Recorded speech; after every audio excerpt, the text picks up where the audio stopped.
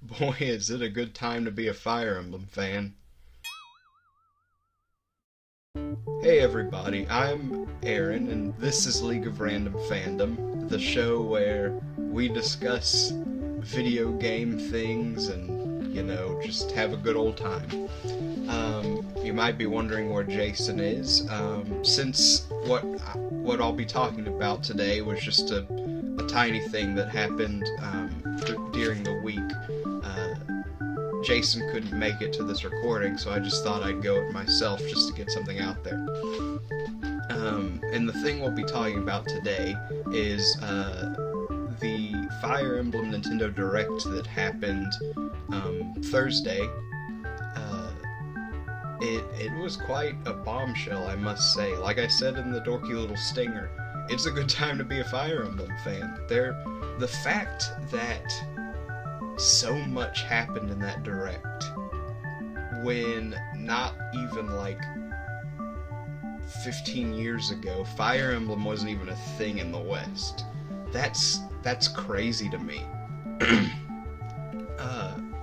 So what we'll be doing is I wrote down some points in my handy dandy notebook that we always refer to, and I'm just going to gloss over them, talk about how I felt about each little thing that was announced. First of all, they announced a completely new game for the 3DS called Fire Emblem Echoes Shadow of Valentia. It's supposed to be, I don't know if it's a remake or if it's like a revisioning or just simply inspired by a game called Fire Emblem Gaiden, which never came out past Japan. It was one of those games that came out before Super Smash Bros. Melee, so people West Side never probably knew it existed unless they looked it up for themselves. Being the not so Fire Emblem aficionado I am, I saw it like in passing on the internet, but I've never played it because I don't live in Japan, and nor do I seek out such games. So it's interesting because that they're bringing a game like that back. I suppose in Japan it's no different than just remaking like Super Mario 64, but because they actually played it. But for us it's a completely new experience, and that's awesome. It's a game that it's based around, from what they said, it's basically about these two kingdoms that were established on like completely different sides of this, I guess, I won't say Earth, but two kingdoms, one is north, one is south. They don't really establish how wide these kingdoms are, that are ruled by sibling gods with different ideologies. One thinks that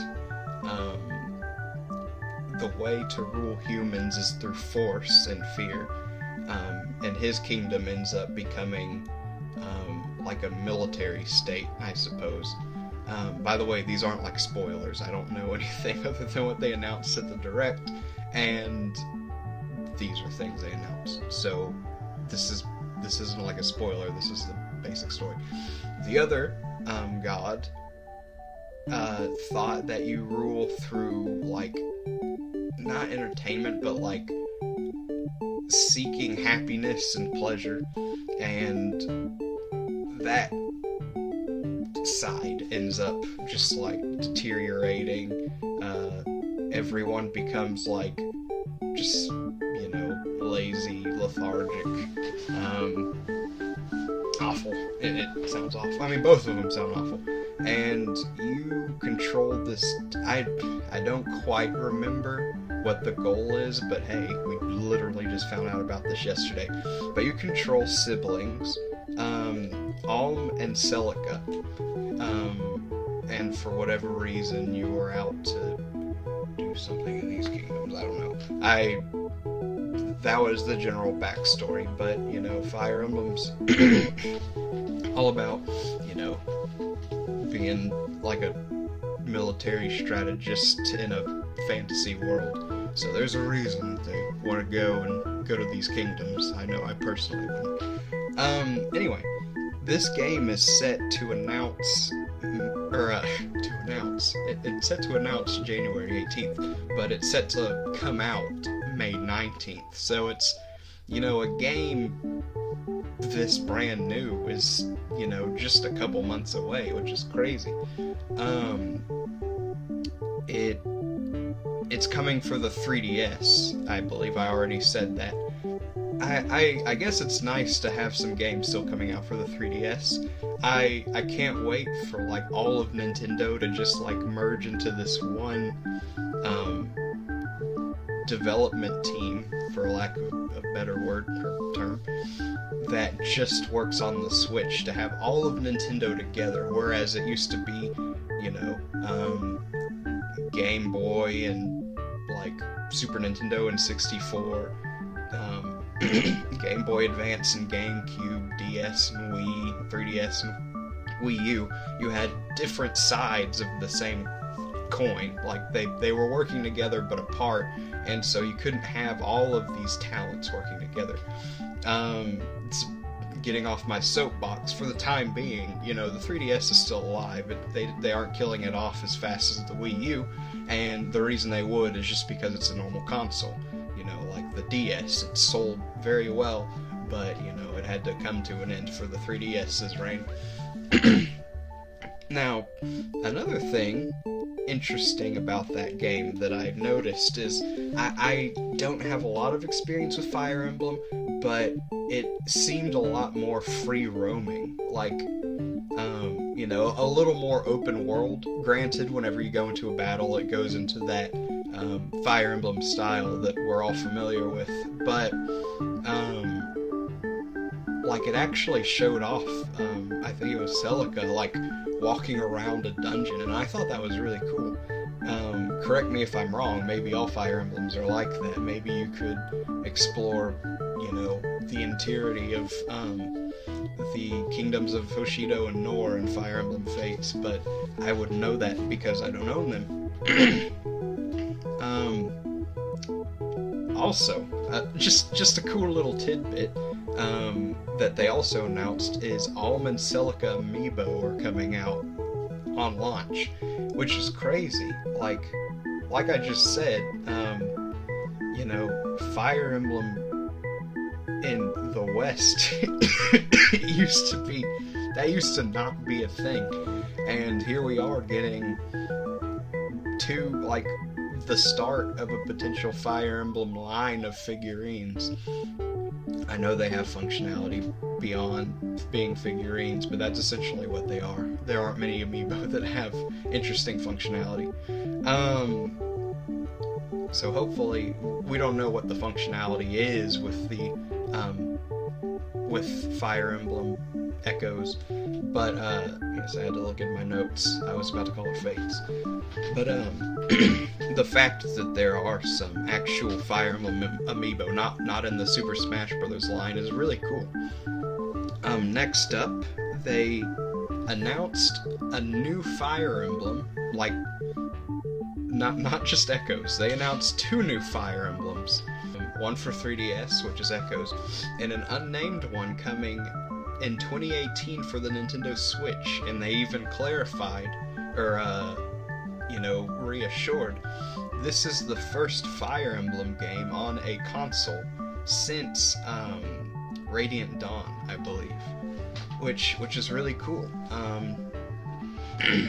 That's really all they had to say about that, but, you know, we know it's coming.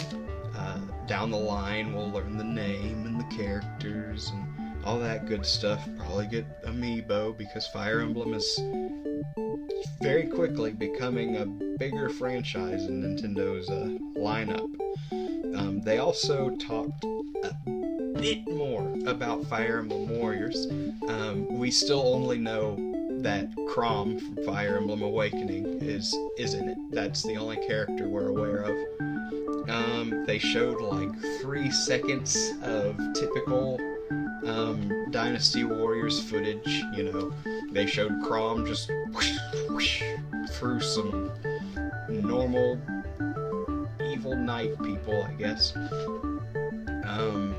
They announced that game, like Hyrule Warriors, it's going to be like a dual release. It's coming to the Switch, but it's also going to be specifically on the new Nintendo 3DS systems, which is cool. That it's nice that they're actually going along with the fact that they said there will be games exclusive to the new Nintendo 3DS. I personally don't have one, so I'm probably just going to go with the Switch version when it comes out, if I get it. But, right now the only exclusive games to the new Nintendo 3DS is Xenoblade Chronicles 3D, which, is also for the Wii. So, I mean, the only exclusive game on a system that's supposed to have, a bunch of exclusive games that the regular 3DS can't handle is a port of a Wii game. Granted, this is just going to be a port of a Switch game, but hey, at least it's a Switch game. Or at least it's technically new, I guess I'm trying to say. And that's set for fall of 2017, so we have, albeit an approximate, but we have an actual, it's happening at some point this year. It's not just probably 2017 Fire Emblem Warriors is going to come out. No, it's set for fall. And the last game was really interesting. Yes, another Fire Emblem game, but not quite the one that you're probably thinking of, unless you are aware of Nintendo's foray into mobile game making. They've made Miitomo, which is that silly little game on your mobile device where your Mii walks around an apartment and asks questions in its creepy voice from Tomodachi Life. You've got, I guess this is technically Nintendo, it's more just, Game Freak and Niantic, but Pokemon Go, which, I don't need to explain that. Everyone knows what that is, even if it's slowly losing steam. And then Super Mario Run, the pay $10 and watch Mario run along. I'm not saying that's a bad thing, I'm just saying that that's what it is. Well, they've also in the past said they were interested in bringing Animal Crossing and, wait for it, Fire Emblem, which is why I'm bringing it up, to mobile devices as well. I was kind of afraid that they would make this like a pay $10 and play a little Fire Emblem game. But it's actually... It has the structure as far as pricing goes as as a game that I play on my phone. Granted, I'm not a big, phone gamer. I have Sonic Dash, and I have Yokai Watch Wibble Wobble, which is what I'm referring to. Sonic Dash is just the typical, it's free, but expect pop-ups every other turn. Great game, but, I understand why pop-ups happen. It's still kind of annoying. Yokai Watch Wibble Wobble, different genre of gaming altogether, but the way they do it, it's free. There are ads, but there are in-app purchases. I mean, this isn't a new concept, but it's the best illustration I can come up with from my own life. Fire Emblem Heroes, it's called, is going to be like this. It's the same tactical RPG style that Fire Emblem's known for. It's nothing is changing on that front. It's about two kingdoms, the Emblean and the Astrian kingdoms, I believe they clarified they went into background information. The Astrian Kingdom is this oppressive, like, gotta take over everybody type, and Emblian, I believe it's called, or like, we gotta stop them. They keep trying to take over everybody. And so they enlist the help of these heroes from throughout Fire Emblem history that they have summoned. And, you know, at first they just showed Lucina, Chrom, you know, from Fire Emblem Awakening, Camilla from Fire Emblem Fates, and guy with the red hair from Fire Emblem Fates. I know that's kind of vague. There are probably a lot of them with red hair. He's like the main guy on the box with the red hair and looks kind of like a dragon. It might not even have been him. I don't remember. But they showed off Camilla, Chrom, and Lucina, definitely. And at first I was like, oh, it's just going to be the Fire Emblem games that everyone's familiar with. You know, the ones that brought Fire Emblem to its place of notability in Nintendo's lineup as of now. But they like panned through all of these Fire Emblem characters. And, you know, being a non-Fire Emblem, you know, fanatic, I just kind of sat there like, it's a lot of characters. Saw Marth in the front. I think that one's named Tiki. And, you know, just a ton of them. And, it's really interesting. Those are the kind of games I'm a sucker for, where it's like, oh, a reference to this game. And now it's like literally all of them, you know, and I imagine quite a few of them will be like more Japanese style. Let me rephrase that. From games that never came out here. That would be really cool.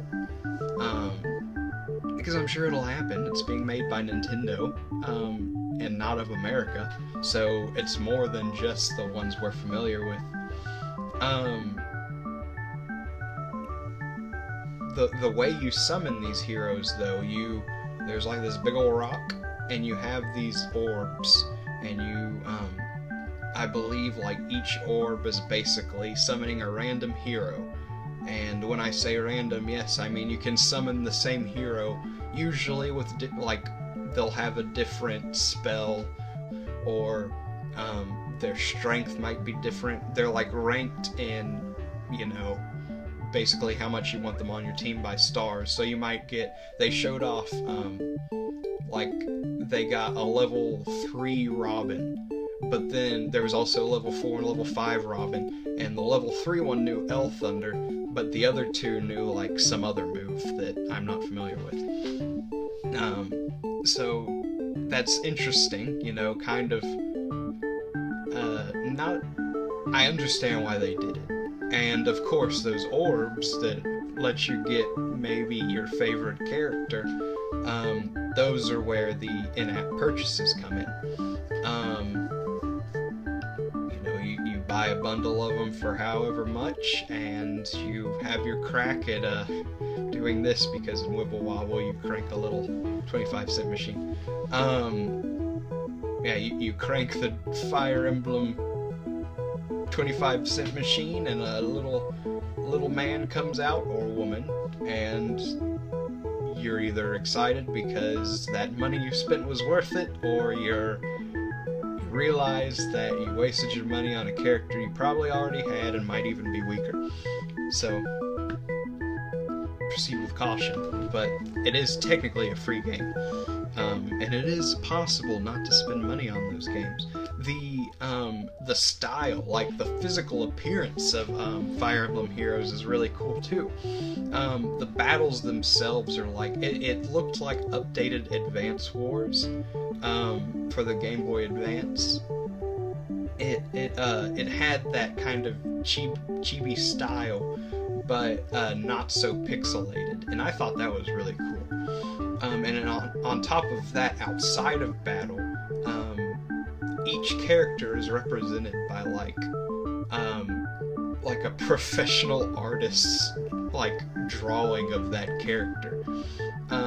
So each, whenever you unlock Roy, his art style, you'll look at it and you'll be like, that's pretty good. But then you'll get another character, and you'll be like, that's pretty good too, but it's different from that one. So it'll be really interesting to see like all the artwork that went into making this game. Very cool, especially to someone like me. I think Jason will appreciate that one as well.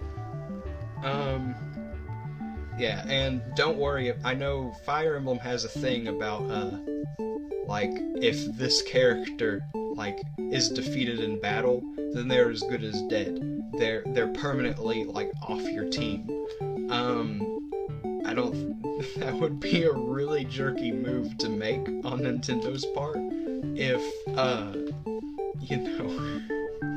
you pay real-world money just to see that real-world money you paid gone forever. I know that, that happens in the real world. This is life. Get used to it.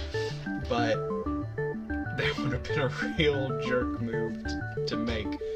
But there was a little asterisk at the bottom of the screen while it was showing, I think his name is Longku, getting defeated by some man with an axe on a horse. And it clarified, heroes will return to your party after the battle. So, that's a refreshing little insight into how the game works, because, in normal Fire Emblem games, you're not paying real-world money, potentially, to get the characters on your party. They just kind of show up after you've paid $40 for the game, and they do it for free. The last thing, there's a contest they're holding. I believe it. I'm not going to say when it started because I don't know for certain. But there's a contest that's going on before the release called Choose Your Legends, where they have they have a list of some of the big boys and the big girls, like the Fire Emblem characters. I didn't get a chance to write them all because he was literally just like, this person, this person, this person, this person, this person, and this person, and I couldn't have just been like just written it down in the book. But I did. I heard Marth, I heard Corin, I heard Longku. The guy who was announcing it really liked Longku. I believe Erica. Maybe. I think, yeah, he said Ike. Probably Roy. And a couple others. I think Tiki. So if I just said your favorite Fire Emblem character, then go look up the Fire Emblem Heroes Choose Your Legends contest, because you can vote for that character. I mean, he initially made it sound like only this, like, Fire Emblem All-Star, will get in. But the way it actually went was the hero and the heroine who win, they'll have their own event when the game comes out. So that's actually pretty interesting. I personally am, neutral on just about all of them, but some people might be listening to this and they might really like Fire Emblem, and they might be like, Martha's overrated. Everyone only knows him from Super Smash Brothers. But you know what? Tiki is my favorite. And you could still vote for Marth because hero and heroine. But so yeah, if that's your thing, have at it. If it's not, then this is a really good time. This is a really good year to get into Fire Emblem, I would say. Fire Emblem Fates is still somewhat new. It's only like a year old. I I guess I should say. So you still have the option to get that. Fire Emblem Awakening is probably on clearance. Fire Emblem Echoes is coming out in May. Fire Emblem Warriors is coming out in fall. And for 2 systems, next year at some point, there's a new Fire Emblem for the Switch. And I don't think they clarified when Fire Emblem Heroes is coming out, but it is. And you can probably go vote at some point. So, if you've ever looked at Fire Emblem and you've been like, this is a really big series, it's kind of intimidating, but it is kind of cool. And this is a good time to get into it. Maybe I'll finally get into Fire Emblem. I don't know what that was. I'm sorry. Just looking at my bare wall, it got really interesting. Distracted me. So, if you've enjoyed this little discussion, if it added a little spark to your day, a spark much like this blinding light that's been to my right this entire time, then leave a like, subscribe, follow LORF Pod Official on Twitter, and in a little bit, in a couple days, we'll finally get out the discussion between me and Jason about the Nintendo Switch presentation. Very, very interesting. Lots of rambling from me, but definitely some parts that are lively and funny. So if you're looking forward to that, make sure to subscribe and turn on notifications so that you're aware of it. Alright everybody, see you later.